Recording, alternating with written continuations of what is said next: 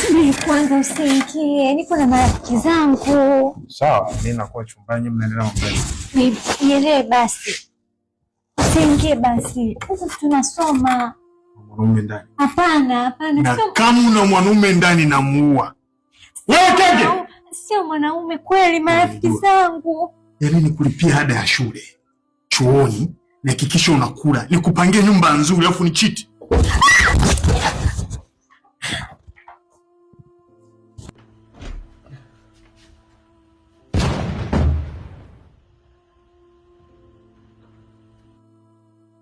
Promotion ni topic moja rahisi sana.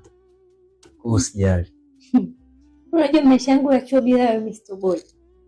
Amna, mbona kawaida tu. Sema bestie, unajua unakaa pazuri. Yaani unaishi ni mwanachuo, unafanikiwa kukaa nyumba nzima, unamiliki assets zote hizi. Pambana. Hata mimi naona. Sema mimi naona my time sasa hivi nimeshaenda, ngoja mimi niondoke. Sasa hii ya nini tena? Wewe chukua tu, utafanya tena wewe. Sasa mimi unajua mimi nafanya aje? Najua. Okay sawa.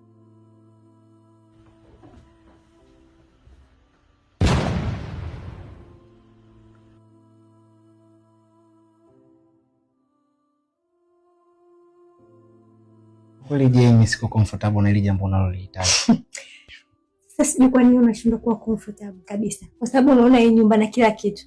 Ni babangu ndo kaekeza. Sasa sijui kwa nini una wasiwasi.